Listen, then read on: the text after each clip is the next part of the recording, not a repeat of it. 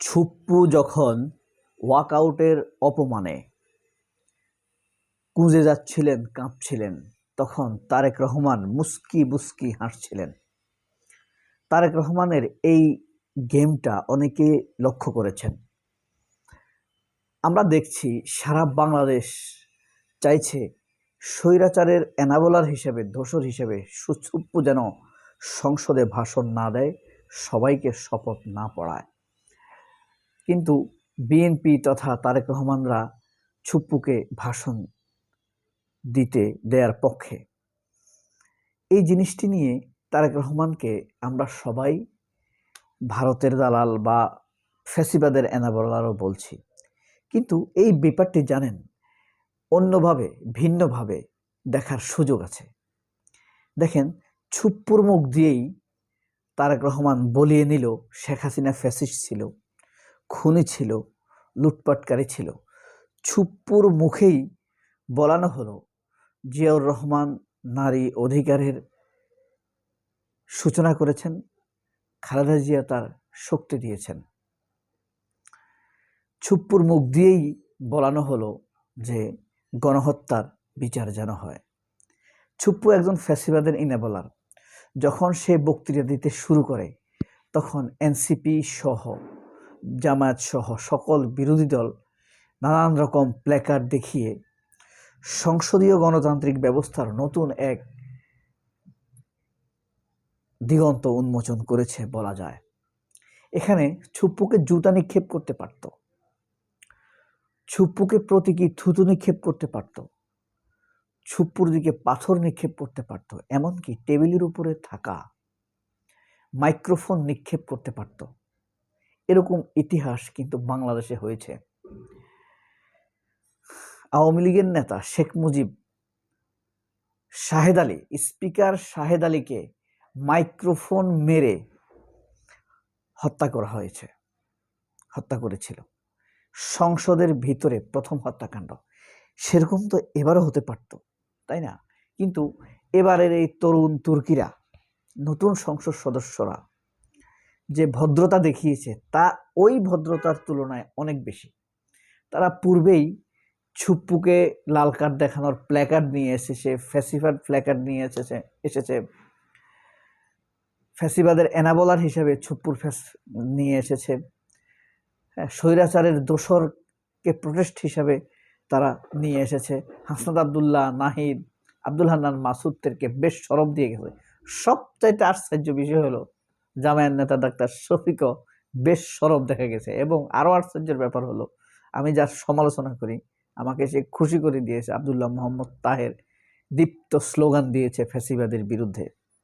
যদিও তার বয়স হয়েছে, কিন্তু তারুণ্য দেখেছি আমি তার মধ্যে। আমার কাছে মনে হয়েছে বিরোধী দলের সবাই তরুণ। জামায়াত নেতা শফিকও তরুণ, আবদুল্লাহ মোহাম্মদ তাহেরও তরুণ, ফ্যাসিবাদের বিরুদ্ধে সবাই তরুণ। একটি মুখ আমার খুব ভালো লেগেছে, সেটি হলো মাহবুবুল আলম সালেহীন।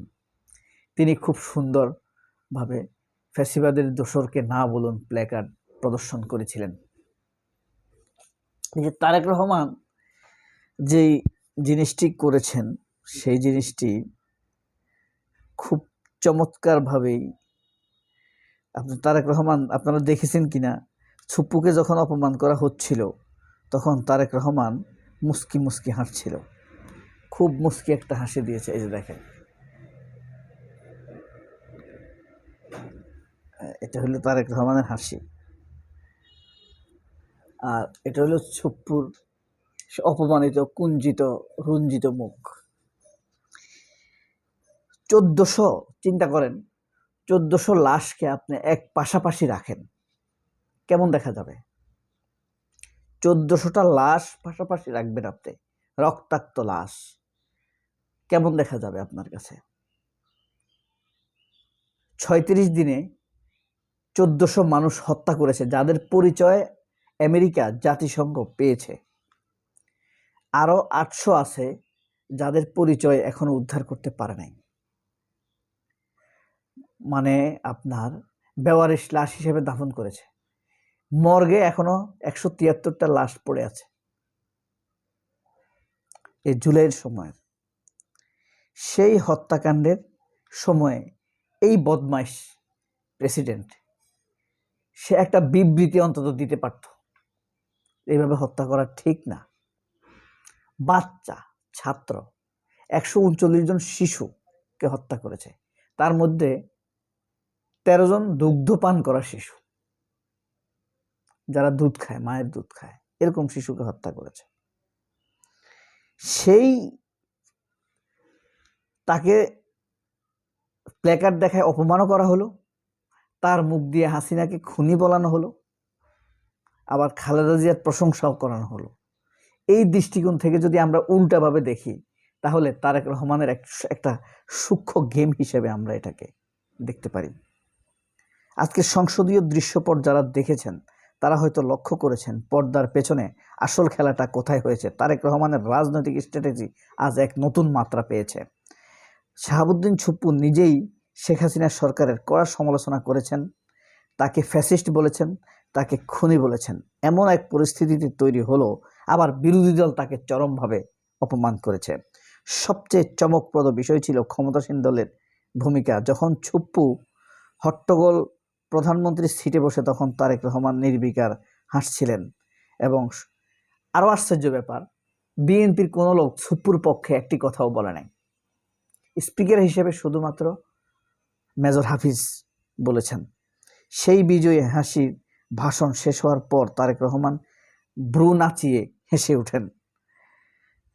এই এক হাসিতেই যেন বুঝিয়ে দিলেন খেলাটা কেমন ছিল। সারা বাংলাদেশকে প্রশ্ন করে দিয়েছেন, খেলাটা কেমন দেখলে। রাজনৈতিক এই মার প্যাচে কে জিতলো আর কে হারলো সেটা পরের বিষয়। তবে আজকের দিনটি পুরোপুরি, গতকালের দিনটি তারেক রহমানের পুরোই তারেক রহমান নিজের করে নিয়েছেন। ঐক্য কি, মানে ঐক্যবদ্ধ জাতি কি জিনিস? একটা খালে পানি জমেছে, জাতির সবাই পানিতে নেমে যাবে, এটাই কি ঐক্যবদ্ধ জাতি? না। ঐক্যবদ্ধ জাতি হলো কেউ পানি সেচতে থাকবে, কেউ প্ল্যান করবে, কেউ ব্রিজের ব্যবস্থা করবে, আবার কেউ আছে যারা কাজ করবে, তাদের জন্য খাবারের ব্যবস্থা করবে। তাহলে ঐক্যবদ্ধ জাতি হবে। গতকাল আমরা বাংলাদেশে এক চরম ঐক্যবদ্ধ জাতি দেখেছি। এটা আমাদেরকে ভবিষ্যতে আরো সৌন্দর্য দান করবে, আনন্দ দান করবে, প্রাণবন্ত করবে, আমাদের দেশকে এগিয়ে নিতে সহযোগিতা করবে। হতাশার মধ্যেও আমি আশাবাদী হয়ে উঠেছি। তারেক রহমান আর কতটাই ভারতপন্থী হতে পারে, কতটাই আর আওয়ামী লীগকে এনাবল করতে পারবে। আমি তো রীতিমতো বিলুপ্ত আওয়ামী লীগের কান্না শুনতে পাচ্ছি। সবাই অনেক ভালো থাকবেন। আল্লাহ হাফেজ। আসসালামু আলাইকুম।